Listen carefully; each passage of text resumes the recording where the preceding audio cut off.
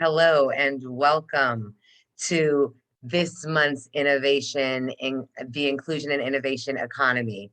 We are excited today to be focusing on gaming and how we ensure there is more equity in the industry. Make no mistake, this is a huge economy. Reports show that video game industry revenue was 78.61 billion in 2017. And according to stats, the video game industry revenue by year is forecasted to grow at a rate of 2.2%, 2.29% annually. So this is definitely a huge market, but inclusion remains elusive. And it's regardless of gamer statistics, because what we see is that gamers are most evenly split between men and women at 54 and 46% are the stats that we found from the Entertainment Software Association. But that also shows that just 24% of the game developers are women and only 2% identify as Black. So this gap is where we're going to sit into today to really understand the industry and what needs to happen to move these numbers at all levels. And I am pleased to be joined by two experts and practitioners in the field. It's my pleasure to introduce Erin Ashley Simon. She is a multimedia personality, host, producer, and consultant within esports, gaming, and entertainment. Her love and passion for these areas has helped to shape who she is today, pushing the culture forward, breaking barriers as a female in the industry. In doing so, Erin was the first individual female public figure to be the face of Puma's new esports line. Additionally, she has worked tirelessly behind the scenes in the industry to provide more opportunities for those in underserved, underrepresented, and marginalized communities, working with companies like Evil Geniuses, XSET, and one of the largest video game publishers, Riot Games. Erin is also a co-owner of one of the fastest growing esports organizations, XSET. Within her role at the organization, Erin is helping to shape the culture of the organization to ensure the org has the content and deep-rooted connections in music, entertainment, and gaming industry. Erin, welcome. Our Hi, next, thank you so much for having me. hi. Our next guest is Sonny Sidhu, and he is a senior vice president at the PSB Insights, a global insights consultancy within the WPP group. Sonny leads PSB's Los Angeles entertainment and media tech practice, conducting brand messaging, product policy, audience, and landscape research for industry-leading clients across a diverse set of domains that includes gaming, live streaming, and social video, virtual reality. Sonny, it is great to have you here with us. Thank you so much. I'm delighted to be here and discussing such an important topic. Thank you. And before I jump in with my questions, I do want to remind people that we will be taking chat questions. So always feel free to throw them in the chat. But I want to, first of all, start with some context, right? People see terms like the video game industry, the gaming industry, and in my mind as a layman, it's all the same thing. And, maybe there's other things I'm not even thinking about. So I'd love to just start with understanding what we mean when we say gaming and gamers. And Erin, let's start with you, and also shout out for being a Jersey girl. My mother is a Jersey girl. Hey, yes. So it's so interesting because if you asked us this question 5, 10 years ago, you would have got a different answer than what it is now. Gaming is pop culture at this point. It is so intricate and woven into so many different areas and spaces. When we thought about traditional gamers and traditional gaming, we thought about just, simply the development of video games, even the competitive side of video games. But now a lot of these different companies are not just becoming, or not just publishers or gaming companies now, they're now becoming overall entertainment companies. So now you see gaming that's being woven in within platforms like Netflix. You see music being instrumental into it. So when it comes to gaming, I always say that it is pop culture and it's a lifestyle. It's always been a lifestyle, but we're starting to see it very, very much more now.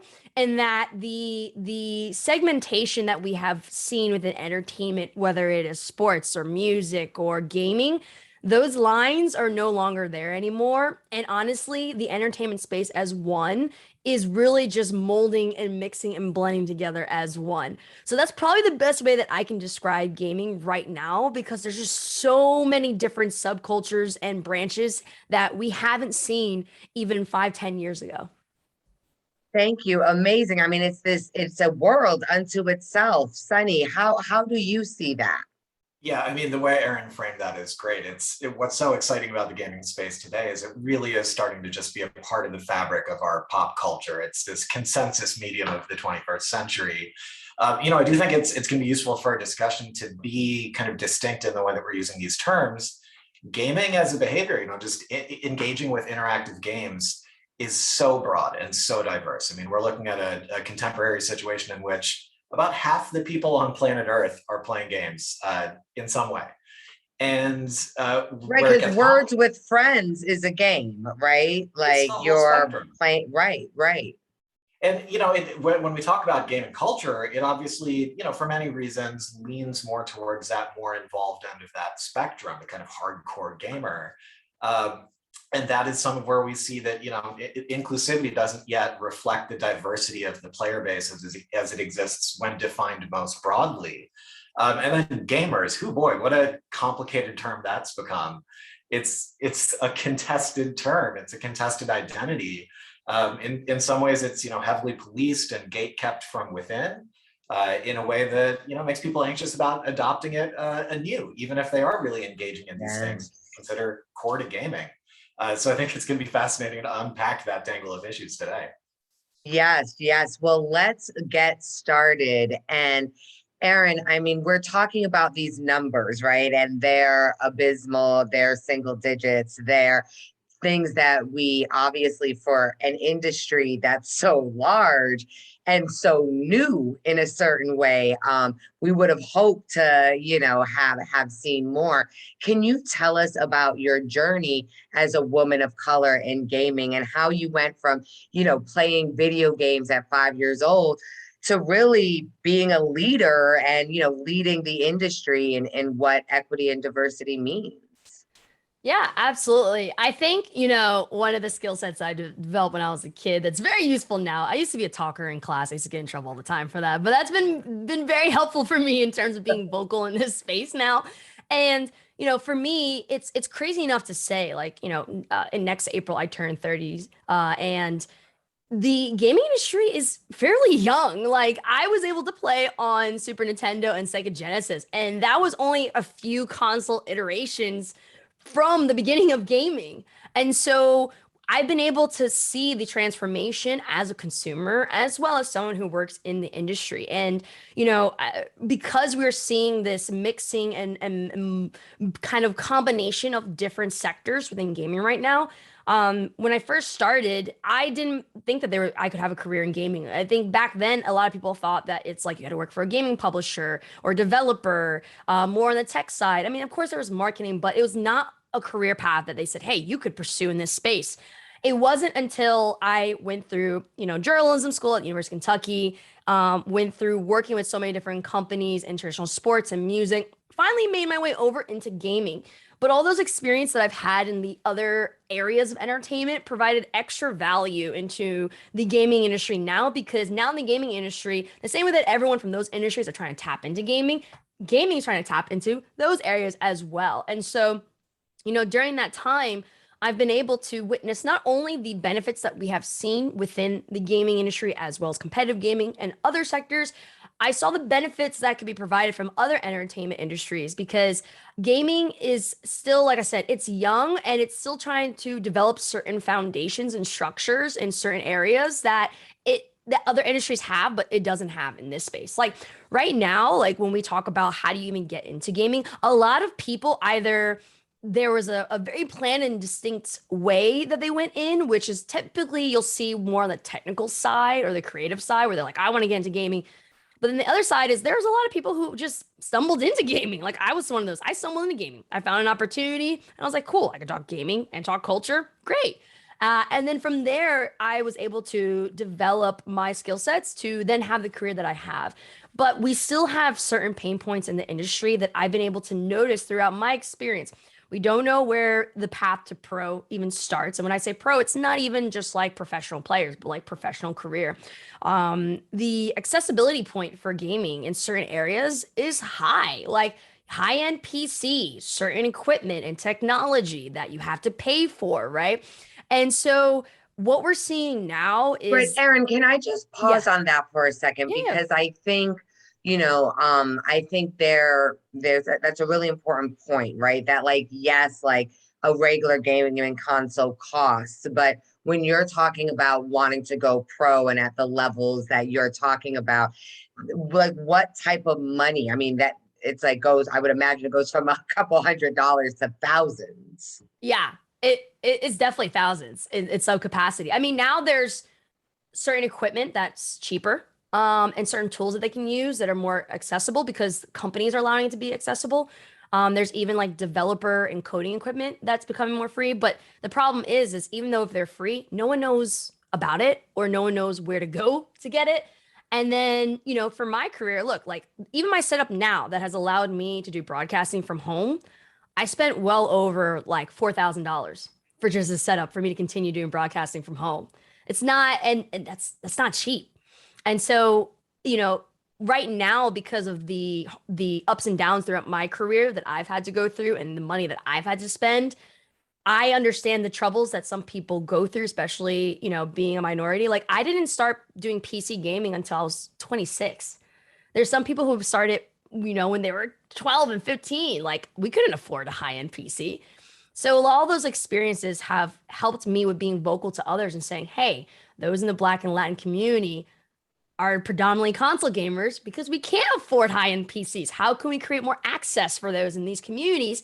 And that will help to diversify more on the tech side, on the gaming side, and on the competitive side. So that all those experiences plus my, ups and downs have helped me to best vocalize why there are specific pain points and how we could best utilize the tools, the access, and the financial support that we have now to help with opening up those doors and leveling out the playing field more.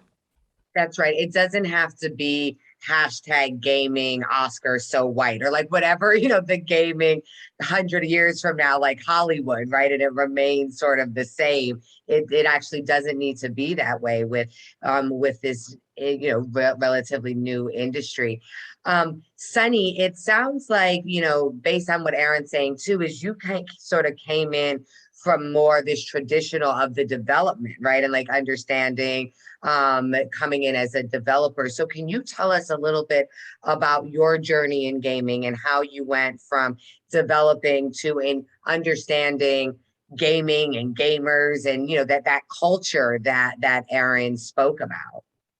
Definitely. And, my story starts just like Erin's, as a child picking up a controller and falling in love with something new. From a really young age, I was fascinated by games, loved spending time in the medium, really dreamed from the most tender ages that one day I might be able to make them. In my school days, all through college and grad school, I focused on the medium in more of a media studies context, and shouts out to MIT Comparative Media Studies that really formed the person you see in front of you today. I really was interested in placing games as a medium within this broader history of storytelling media, and then exploring, where can this medium go in the future? That did lead to an opportunity to realize that childhood dream and go make games in that kind of AAA commercial big studio context. I spent several years at Insomniac Studios, worked on some games that I'm really proud of to this day, as you can see behind me. But what was difficult about that was I entered the industry right at the peak of Gamergate, which I know we're probably going to be discussing a lot today. it was taking an already, really challenging and demanding job in a demanding industry and made it all that more challenging. Seeing the spotlight that was being shown on the most toxic aspects of gamer culture really made me question, is this the greatest impact that I can have, doing creative work that I'm proud of? Is this the intervention that's needed in an industry and a culture that I felt like really needed to be set on a better track? So, it was that kind of internal dilemma that sent me looking for other opportunities to have that kind of industry level and culture level impact on gaming. That's what led me to research, and especially consumer and creator research, as a place where I felt like I could put an oar in the water and start rowing everyone in a better direction. And that's the rest is history. I'm really proud that the work we do at PSB Insights, I think, is right at the vanguard of positive change in the industry. You talk about Gamergate, which I feel like for a lot of lay people was like our entry point into the like, oh wait, right? And again, I guess we shouldn't be surprised, right? Because where there's people, and they're at least Americans or right, certain cultures, there's going to be sexism, there's going to be racism, and this wasn't going. Although you hope, as being such a young industry, right, that it would be more together, but. Vox actually brought up Gamergate recently, talking about what it should have taught us about the Trump voters and, just really what Gamergate uncovered about our cultural problems and the cultural problems of the industry, right? So, Erin, I would love to just, hear from you, what do you see, like what was Gamergate, right? Like the way we talk about Watergate, right? Like it's a big deal. It's a pivotal moment for a society. And so, what do you see what Gamergate was and what it uncovered about the cultural problems of the industry? I mean, very much similar to other industries, like you said, there's gatekeeping, right? And it was very much something that we saw within the gaming space. Now, the intentions behind the gatekeeping is very multifaceted. I think one is that we previously have seen like how I would say is like appropriation of gaming culture, how other entertainment spaces were utilizing gaming, but not in the proper way. And it was done by people who didn't understand gaming. I think now we are starting to see a lot more executives in other industries who are gamers themselves, who grew up gaming. And that's why we're seeing these unique kind of growth periods and less of that gatekeeping period, because like you see people like Riot Games making Arcane for Netflix, and it was done well. The gamers loved it. The those who play League of Legends loved it. And so now people in executive positions are starting to be, the people who grew up playing these games or are a fan of these games. And that's where it's changing. However, there's always going to be kind of like this old guard where there are still some people that really want gaming to be just a certain way or a specific way, or like more even in the competitive front, like don't want new people coming in. And I disagree with that. I think gaming right now, like I said, it's universal, and for gaming to grow, it needs to be universal. Also, I think, going back to what you're saying, is a lot of companies, and this is what I say to a lot of companies, whether it is Riot or Ubisoft or anyone else, I straight up say, hey, you guys have to recognize a portion of your fan base is racist and sexist and all isms, right? And the way to combat that is you have to set the standards of setting up appropriate tools and systems and standards of saying we're no longer going to be tolerating that, because you have people who have been bringing up people from diverse backgrounds and different areas, and it's interesting because for as big gaming is, it's much smaller than people think. Like, no, it like people move to different companies and devs and publishers all over. And so because people have been opening up the gates a lot more, you're starting to see people with such unique backgrounds. I mean, that's why you see some of the most amazing games now have some of the most diverse individuals behind it, especially like the impact of, shout out to Insomnia Games, Sonny, because Miles Morales was such an impactful game. But what we're seeing now, and very much what we're seeing in the political landscape, it's very much the same in gaming, where it's like, diversity is viewed as a bad word. It's unqualified, right? And it's this gatekeeping that we see in so many different areas because there is that quote unquote race is tied to politics, people like to say, when in actuality, inclusion is a humanity thing. It's not a political thing, it's a humanity thing. And so now we're seeing that same kind of I wouldn't say blowback, but kind of confrontation in the gaming space right now. And that we are seeing kind of the battle between those who are the old vanguards and the newer people who are trying to change gaming, and the people who don't want, the diversity to be such an instrumental part in gaming, and then those who do. And so the whole and big props to social media too. Social media has like made it very hard for gatekeeping, and actually social media has been holding people accountable. For example, Activision Blizzard, what's going on there with the sexual assault and harassment, stuff like that. Social Can media you has been tell us a little more about Activision Blizzard, just for folks who might yeah. not be familiar? So what's happening at Activision Blizzard, which has happened at Riot, which has happened at a lot of different publishers and devs, like it's not just a one company issue. There has been mistreatment and harassment and sexual harassment, even with Activision Blizzard, even cases of sexual assault, when it comes to individuals and men in executive positions, and how they are engaging with women and people of color within the companies. And a lot of people are speaking up, and a lot of people now are utilizing social media to speak up. I think the most pivotal moment in gaming, what happened, was 2020, because COVID has been horrific, but also COVID has put everyone, like made everyone still, and has made everyone pay attention to what exactly is going on in the world and in gaming. And so we've seen this transition now where it's no longer just about the gatekeeping, but it's right now we're kind of in like the growth and also the battle of those who are trying to change, and then those who are trying to contain and gatekeep and keep some sort of power or elements of power that they're looking for. The same way we see in politics now. That's right. That's right. I Sonny, wanted to jump in there. I totally agree that it's, both this very important historical moment that happened several years ago, and we're just continuing to see it unfold today in different ways, and in some ways finally come to a head.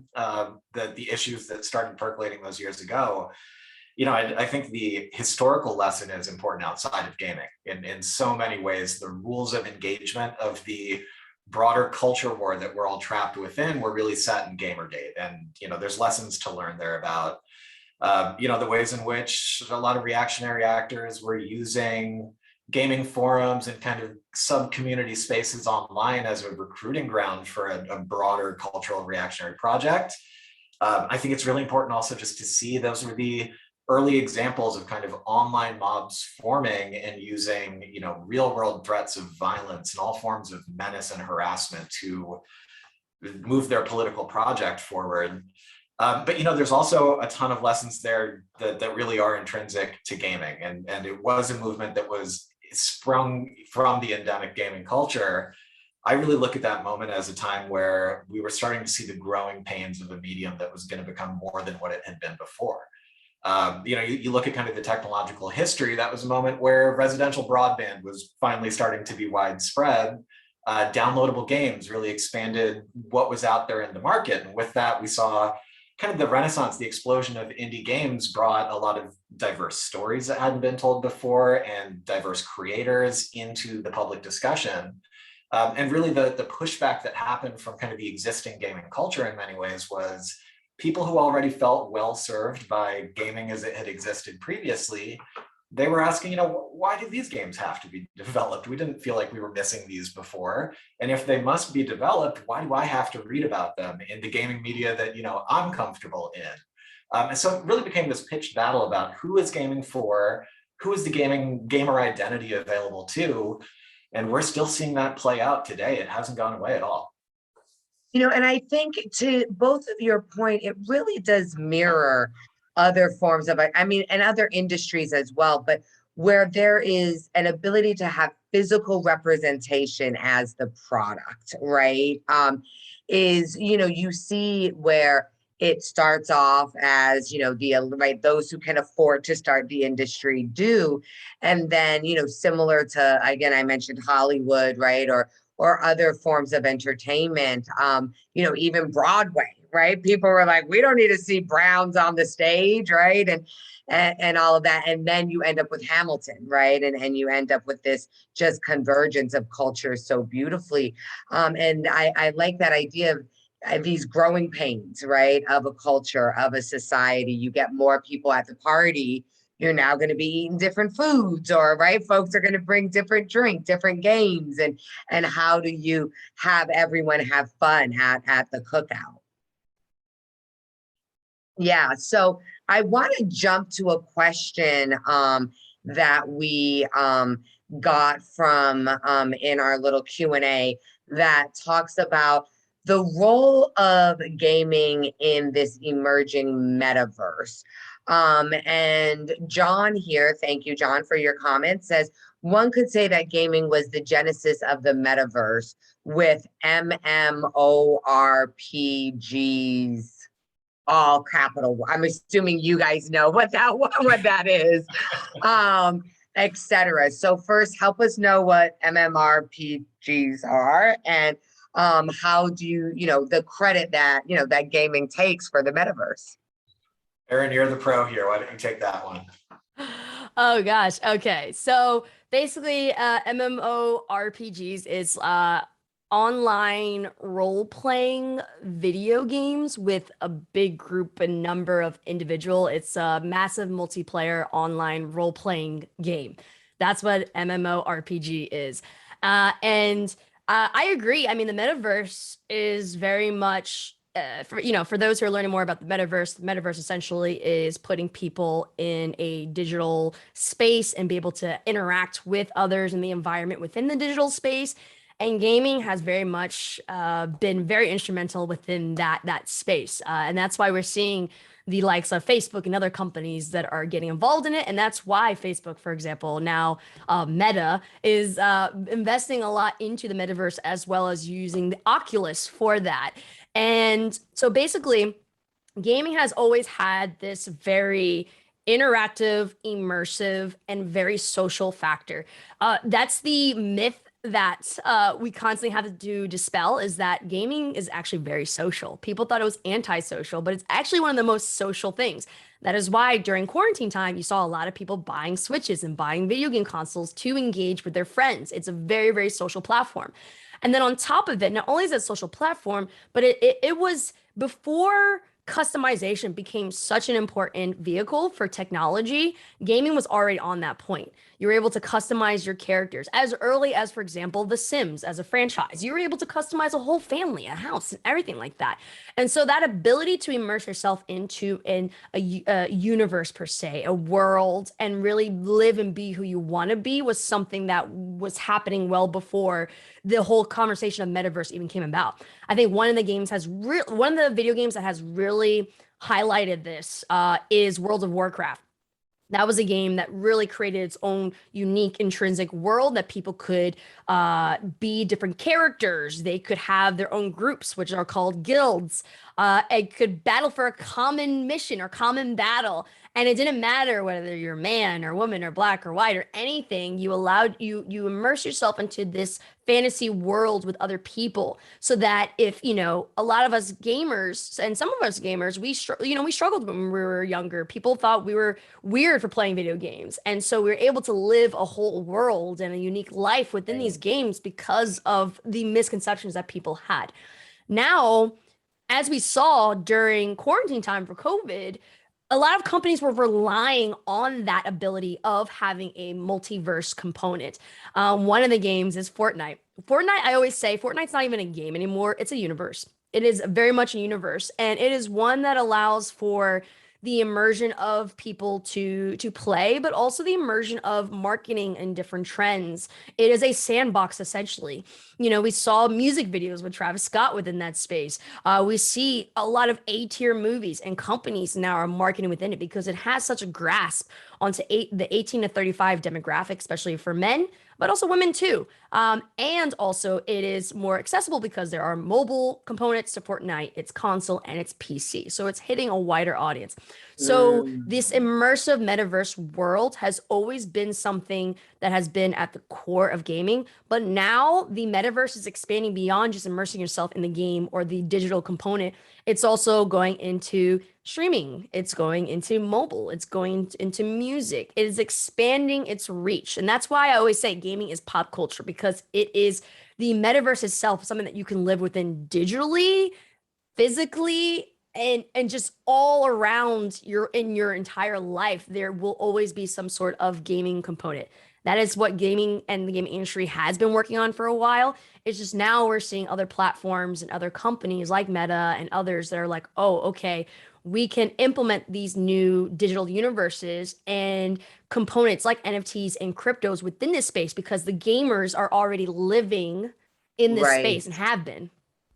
Well, Sonny, I want to give you a chance to either add on, but before we go on, you reminded me of an article I read. This was years ago when Sims was, the thing. It was like just a new thing and everything. And um, a family was getting a divorce, and the woman was claiming cheating with this Sims, like cheating in Sims, because I guess he had this whole other family and a wife and they had sex and like again, I don't know enough about the Sims, but the wife in real life felt enough competition or whatever you want to call it by this Sims family that she felt that she was getting cheated on and filed for divorce. So it's so interesting to when you say how people live in these worlds, like and he could have been the person playing a woman wasn't even necessary, right? Like it's not, it has nothing to do with the people. It's just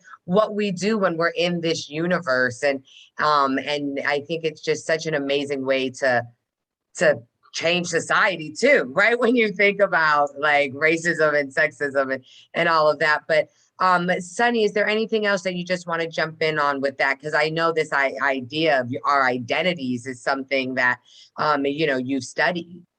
Yeah, and that's such a fascinating anecdote. Those things are happening every day, and I think they go to show you that even in these kind of bounded and gameplay rule-oriented systems that are available to us today, gamers have long ago figured out how to express something close to the full spectrum of human emotion and human experience and human relationships in those very bounded systems that weren't built for those things. So it's a really exciting time for the metaverse. What's exciting about the metaverse in some ways is it gives you those expressive and imaginative possibilities without quite so much bounding and quite so much rules orientation.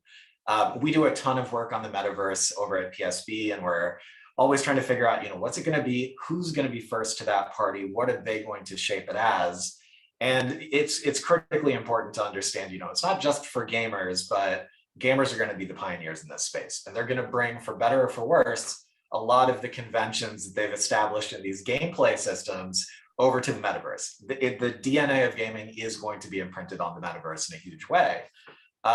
And there's a lot of responsibility that comes with that, because I think if this is going to be our culture's gift to the broader world and to broader audiences, we need to make sure that we're bringing what's good about gaming and not bringing all that's bad. That's even more critically important, I think, when we think about virtual reality, especially as a place where the metaverse is going to be experienced and enacted. That's not just a more immersive space, that's really an embodied space. There's all kinds of cool expressive potential and kind of identity enactment potential built into that, but it's also so personal and so embodied that there's risks that come with that too. And there's a responsibility that we don't take this new, much more embodied and immersive technology and find new ways to violate people, which sometimes I worry, without the right kind of design considerations and social design considerations, that could be a future that we're destined for. And that would be a huge loss.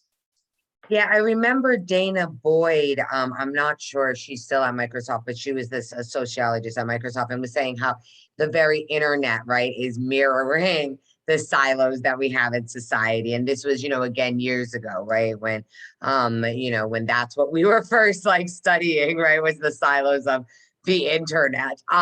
But it's really come to a head, I think, most recently. Erin, you talked about needing to decouple politics, right, and I think that that's a huge part of that. That's a huge part of this.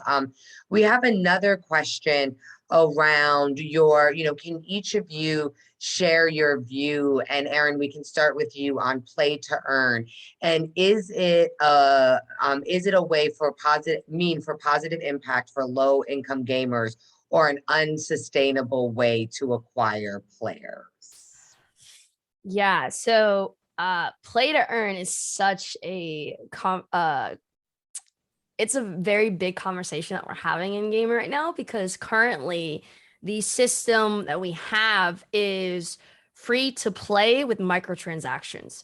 So the ability to purchase the game, and a lot of games are starting to move to that right now. When we look at specific titles like sports-based video games or certain other video games, you have to buy a new one all the time.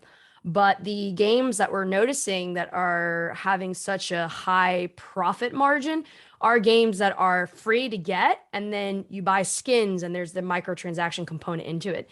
There's this overall conversation of it being associated to gambling, and close to, we're discussing the ethical standards of this. For me, it's interesting because I grew up playing where you had to purchase every single game, and I grew up where having that access to the game, but microtransaction is there. I think, it's hard because right now, if we look at just overall, right, just a lot of technical stuff, it's all subscription based. So it is the access to it with the low, quote unquote, low cost, but over time it accumulates, right? We're seeing that also within the gaming industry. I think there is a way to go about when it comes to these free to play, these microtransactions. But I think that there are some companies that are abusing it, and it's causing these kids to want to spend thousands of dollars on things, taking their parents' credit cards and stuff like that. But I always believe in like moderation, and we're having this discussion about, okay, this is the landscape of the industry. How do we create appropriate moderation tools and better moderation tools so that kids aren't spending a whole lot of money, or moderation tools in terms of how many hours kids spend on video games, or just moderation tools in terms of toxicity and banning. So moderation is another kind of focal point that we're looking at from a technological standpoint, as well as when we look at the financial side of things, because the way that the gaming world has changed, it's the same way that movies have changed, and now streaming platforms with Netflix, where you have that subscription model, everything now is becoming subscription model based. And essentially this, you purchase a game for free but then pay for these additional things. It's very similar to that but different. So that's kind of something we're trying to figure out, where it's like, okay, this is from a profit standpoint, it is proven to be successful.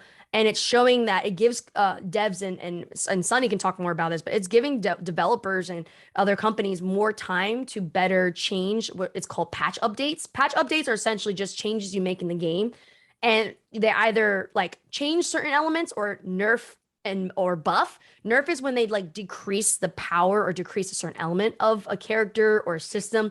Buff is when they like increase it. So it gives them the ability to like not have to focus on creating like taking a template and creating a whole new game, but they can just focus on the game and just tweak it and change it. And so we're seeing that with League of Legends, we're seeing it with Fortnite, and there's other games that are starting to move into that model. But with that is like, how do we improve moderation? Totally agree there. Sonny, I see you nodding. It's an industry that labor conditions can be pretty intense in, and the monster that we're all running away from is the deadline. So the live service model is really, there's a potential there to just make labor conditions better in an industry that has a lot of improvement to make in that regard. In terms of transaction models and monetization models, it's interesting that all of these experiments are happening. I do think there's that really interesting push-pull between, a free-to-play game that's monetized through microtransactions in some ways creates economic stratification within the little society of that game. You have first-class citizens and second-class citizens, and that's really apparent on the bodies of the players in that system. On the other hand, with the play-to-earn systems, there's a really good opportunity there for equity. In a world in which players, through their time spent and their engagement and their creativity, they're adding value into a system that's making money for whoever's bringing that system to market. I like, at least on paper, the idea that they would be getting some of that equity back in terms of something that has value to them. There's a lot to be excited about in that model. It's interesting that, one of the questions behind this question is access and the cost to access, and how, can that be more democratic? Can that help marginalized identities kind of have a seat at the table? To kind of complicate that discussion, I think a a useful concept is one that's familiar to us in marketing and market research fields of the funnel. So you start with a broad audience, and that audience gets less and less broad as they go deeper and deeper into the engagement funnel. That's and at right. the far end of that engagement funnel is, high spend, high engagement behaviors, high expertise, the kind of expertise that can get you ready for a job in the industry. But those economic barriers to access, kind of the barriers you reach on that uphill climb, that's only part of the equation, because such a big part of it too, if you're somebody that's bringing a marginalized identity with you, is the toxicity and the harassment and the lack of inclusivity, all the social ills that you'll encounter along the way. That's part of what makes it hard for people with marginalized identities to make it to the end of that uphill climb. And that ends up replicating the same kinds of demographic skews and the same kind of cultural biases that we're already dealing with and trying to move past. And it just continues to contribute to the industry's lack of a flush pipeline of talent that they can bring in to diversify the industry as fast as it needs to diversify. Right. It makes me wonder too, when we think about workforce development, right? Like the other more traditional responses, right, to exclusion in industry. Is there, I know there's like the developer side or whatever, but is there a role for governments and, others to play in ensuring that everyone can be a part of the development, knowing that will get a stronger industry and better product because of it? And it sounds like even quicker, right? To Erin's point. I also want to just give a shout out. Someone said in the chat that about Fortnite, I noticed there was a Latin/Mexican character that was added on Fortnite, and the US English gaming media mentioned nothing about him. So I just want to give him a shout out. It's El Chapulin. I hope I say that right. But just want to give him a shout out because they got no love in media. We're getting so many great questions. I want to grab one other from an audience as we're winding down, and then we'll get back to a couple of our closing questions. But the first is, this last question from the audience that we'll take is, gamification is a term that comes up a lot in other industries. Have you observed any really successful methods or trends that some of our viewers would consider implementing in their own business? And Sonny, I'm going to kick that question to you first, and just a little facilitator privilege. I know you're friends with Fox, another, like, shout out, another MIT guy and leader over there at CSAIL. And I know that he actually, has, and you, I think together even worked on, right, figuring out, are there successful social justice gamification things? But why don't you take the first crack, at that question around, are there successful models of businesses taking on this gamification that we're hearing so much about? Yeah, absolutely. And I think it's interesting because gamification is a concept that sprang from the gaming industry and gaming culture, but it actually has a lot of potential benefits within gaming culture with some of the issues that we've been talking about. There's a way in which gamification can be exploitative.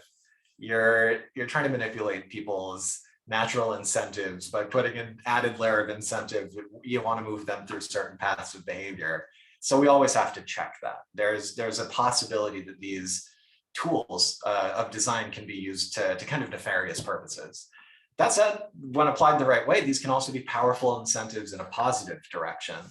One example close to the heart of gaming culture that I've been impressed with is the way that the Twitch live streaming platform uses channel engagement points to acknowledge when somebody is spending a lot of time in a particular streamer's channel and kind of reward them for that continued engagement. When you create this sort of sub-economy that goes alongside your core engagement behavior, you can use that as kind of both an input and an output to move behaviors in a positive direction. It's probably not a magic wand that's going to solve everything, but it's one of those interesting potential possibilities of that kind of gamification, taking that idea of rewarding good behavior and not rewarding bad behavior by all means. And, we would hope to see that ideas like that can just not only in a nuts and bolts way shape behaviors on platforms and in systems, but also reflect back to the community. These kinds of things are valued and have a place in this culture, and these things have no place. Yes, yes. Erin, I see you nodding. Do you know of any, just examples of, where gamification helped evolve us? Yeah, I mean, I think that one thing that we're starting to see in terms of gamification is that we're starting to see actual video games being utilized for medical purposes. So for example, I think without going too deep, like for example, video games I think the FDA approved video games or a specific video game for like ADHD, right?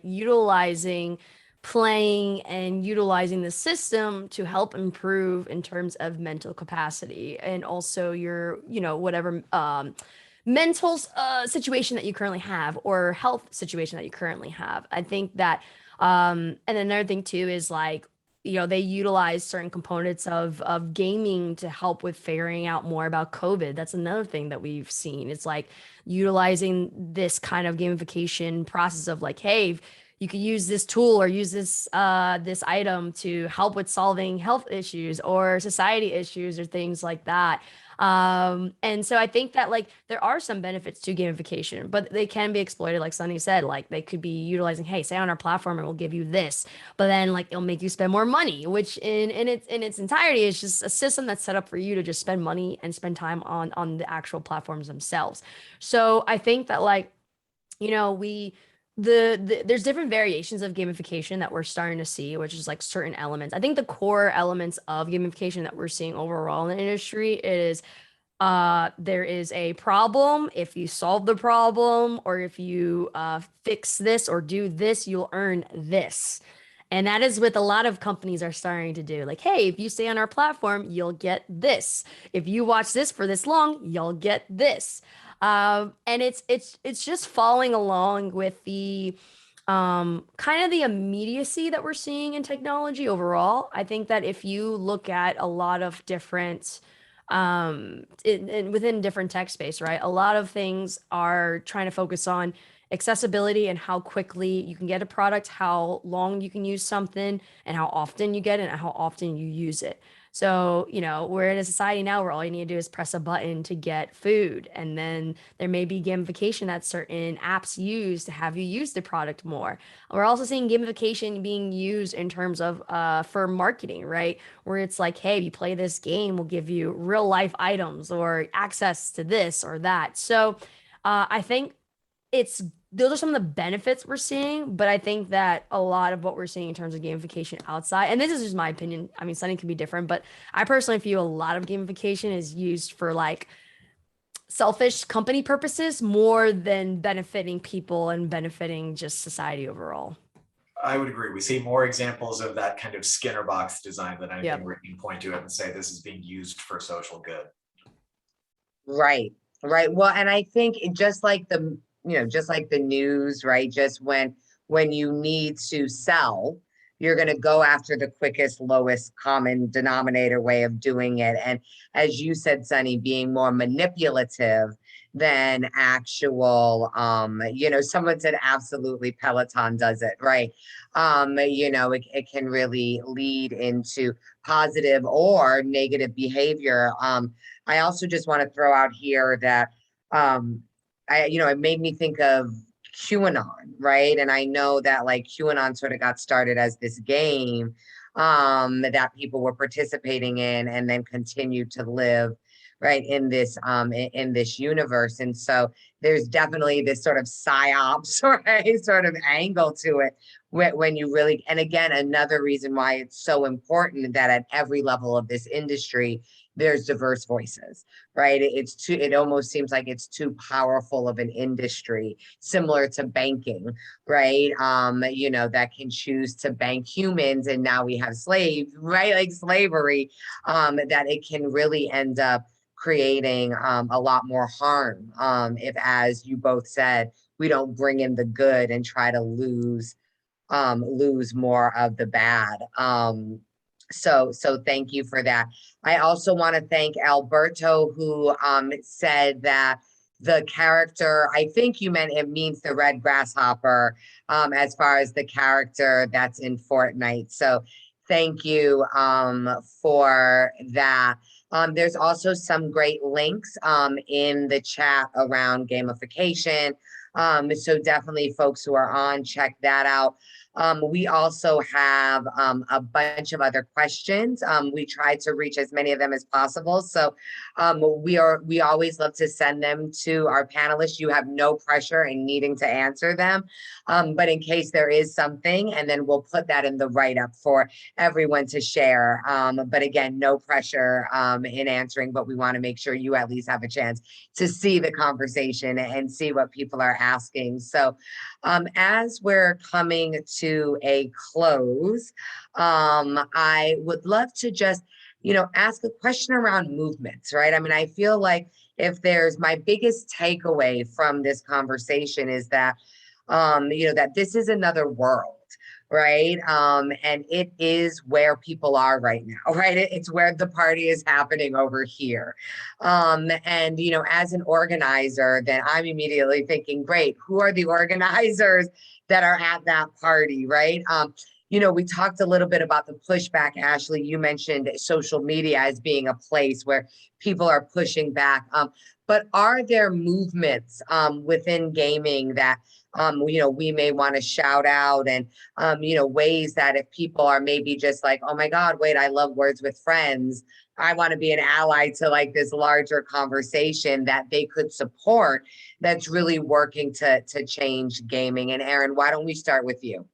Yeah, I mean, right now, there's big movements as well as small subculture movements that are happening right now. I mean, if we look at, for example, small subculture, there's a movement happening in the Sims community in terms of diversification of customization for the games, where they're saying, hey, there's different people who have different skin tones and different hair, that it needs to be appropriately represented in the game itself. Then you have bigger movements. For example, we're seeing the quote unquote neglect, abuse, harassment, and other issues when it comes to leadership and executives at various different companies. Activision Blizzard's one. It happened at Riot. It happened at Ubisoft, and a lot of people are speaking up, doing walkouts for it. It's a very, very big movement that we're seeing. And then also there are like positive movements. For example, a lot of different charities have been leaning on the gaming community for fundraising. One person I have to give a shout out for, he's amazing. He's always using his platform to speak up and support marginalized communities. As a cis white male, is Dr. Lupo. He helped to raise for St. Jude's. He raised like over $2 million, like several times, just him and himself. But there's other gaming communities and other initiatives that have raised millions of dollars for charities and other initiatives to help give back and help. I think that a lot of times when mainstream talks about gaming, it's always in a negative light, but there's so many positive movements that are happening in gaming. It's just not talked about as much.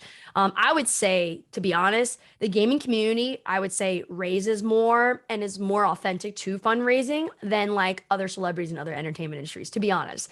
And Yeah. so we see this movement, whether it is going up against the status quo or toxic and horrible things, but we also see the movements of positivity and uplifting and supporting that is really happening in the community right now. And it's been happening for a while, and it continuously happens. Also, some of the tournaments, actually a few tournaments, the community raises funds for the prize pool. TI, they is a for like it's a game, it's a tournament for a game called Dota. The community raises the funds for the prize pool for it, and they raise it up into millions. So it's so like gaming has such an impactful and powerful different powerful movements, whether on the either end of the spectrum. Yes, yes. Sonny, how Stephen about nodding you? enthusiastically. I so agree that the kind of rise of the gaming influencer sphere is a really positive thing, because they can influence people to move in a positive direction and reflect that kind of positivity back into the community. Super powerful. So if you see influencers who you feel like they are carrying the banner that you want to march under, follow them, support them, be a part of the micro movements that they're leading. I also just wanted to touch on Erin's great point about these subcultural movements that are happening sometimes within a specific game of just players insisting on better options for representation, or just improving the systems that they use so they can feel included in it. And that may seem like small potatoes, but I wanted to shout out, you mentioned Fox Harrell and the work he does at CSAIL. There's really interesting research that's been happening, even 8 years ago in my time in the lab at the Imagination, Computation, and Expression Lab, as part of the Advanced Identity Representation Project, some really interesting social science research into what happens when certain avatar construction systems do and don't allow for certain types of self-expression. And there are real important harmful effects that happen when those systems are too limiting. And there's equally important positive and empowering effects that happen when they do. So that's a really important front of this battle that we need to help support.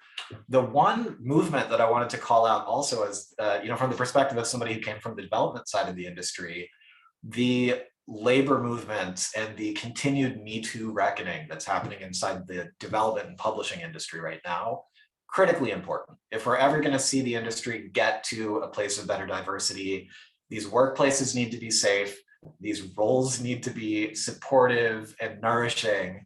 And that's work that is happening on the ground within individual workplaces.